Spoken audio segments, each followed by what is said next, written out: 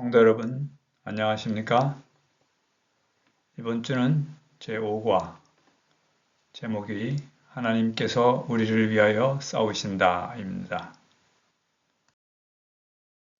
기억절 우리 같이 읽어보겠습니다. 시작. 이스라엘의 하나님 여호와께서 이스라엘을 위하여 싸우시는 거로 여호수아가 이 모든 왕과 그 땅을 단번에 취하니라. 여호수아 10장 42절의 말씀입니다. 하나님의 전쟁 또는 성전이라는 명목하에 어떤 한 집단이 다른 집단을 멸망시키는 모습은 우리에게 심각한 다음의 질문을 제기합니다. 사랑의 하나님이 어떻게 그런 일을 허락하실 수 있는가? 우리는 하나님께서 우주적 대쟁투에 직접 관여하고 계시고 또 역사에 일어나는 모든 사건들은 이 대쟁투의 관점에서 볼 때에만 온전히 이해할 수 있다는 것을 공부했습니다. 이번 주에도 계속해서 이 대쟁투의 관점에서 가나안 정복 전쟁을 살펴보도록 하겠습니다. 첫째 날입니다. 고고학에 의해 밝혀진 당시의 가나안 종교들의 모습은 너무나 부패하고 타락했습니다. 그들은 자기 자녀들을 희생제물로 드리는 것은 물론이고 성직자와 여사제 모두가 참여하는 신성한 매춘 의식을 하기도 했습니다. 하나님께서는 이런 악습을 바로잡을 시간을 400년 넘게 주셨지만 그들은 그 기회를 허비하고 끔찍한 그 행위들을 계속했습니다. 결국 가나안 족속들은 그들의 죄악의 잔을 가득 채웠고 하나님의 보호가 그들에게서 제거되었습니다. 둘째 날입니다.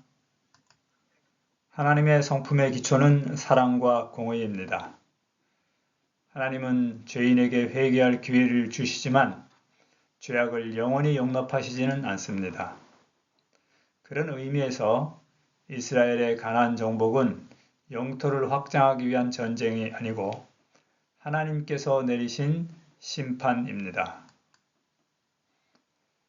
이스라엘 전쟁은 그 땅에 하나님의 정의와 평화를 세우기 위한 것이었습니다.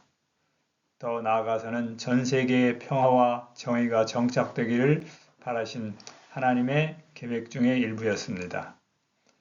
심판자로서 하나님은 전쟁을 승리로 이끄시는 것이 아니라 정의와 평화의 회복이 그 목적입니다. 셋째 날입니다. 이스라엘 백성이 가나안 땅을 정복하는 전쟁에는 몇 가지 특징이 있었습니다. 원어적 의미를 볼 때 원래 하나님의 의도는 멸절이 아니라 축출이었습니다.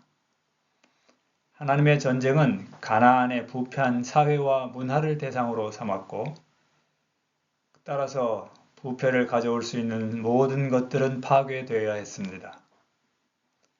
그럼에도 하나님의 주권을 인정했던 개인들은 피할 수 있었고 또 하나님의 계획을 저항하며 마음을 완고하게 한 자들은 멸망당했습니다. 결국 정복의 원래 의도는 가나안 사람들을 멸망시키는 것이 아니라 분산시키는 것이었음을 알 수 있습니다. 넷째 날입니다. 가나안 땅 전체가 그리고 그 안에 있던 생명을 가진 모든 존재들이 죽어야 했지만 예외도 있었습니다. 그것은 바로 전멸당하기로 정해진 사람들이라도 순종한 사람들은 살았습니다. 라합이었죠. 또한 반대로 이스라엘 사람이라도 하나님의 말씀을 순종하지 않았던 사람들은 죽임을 당했습니다. 중요한 것은 가나안 사람이나 이스라엘 사람이 공평하게 대해졌다는 것인데 결국 순종하는 여부에 따라서 각자의 운명이 바뀐 것입니다. 오늘날도 여전히 선택은 우리의 몫이죠.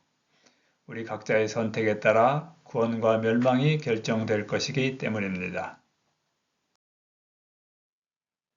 다섯째 날입니다.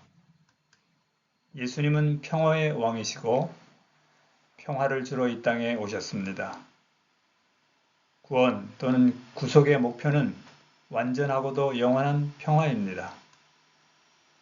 아람 군대가 엘리사를 잡으러 왔을 때 그 아람 군대를 전멸해 달라고 엘리사는 기도하지 않고 오히려 두 나라가 평화를 회복하게 해달라고 기도했습니다. 우주적 대쟁투 속에 살고 있는 우리도 이 갈등 속에서도 항상 평화를 추구하고 선으로 악을 이기라는 바울의 권면을 상기해야 할 것입니다. 하나님은 노하기를 더디하십니다. 그는 악한 나라들에게도 은혜의 기간을 주십니다. 그럼에도 유죄의 판결을 받는 것은 빛을 거절하거나 자신의 길을 쫓아갔기 때문이겠지만 이 모든 판결도 주어진 빛의 분량에 따라 이루어질 것입니다. 성도 여러분, 이번 한 주 우리 각자에게 주어진 빛의 분량에 따라 순종함으로 영원한 구원을 이룰 뿐만 아니라 이 땅에서도 감사한 길을 걸어가시는 모든 성도님들 되시기를 간절히 기도합니다.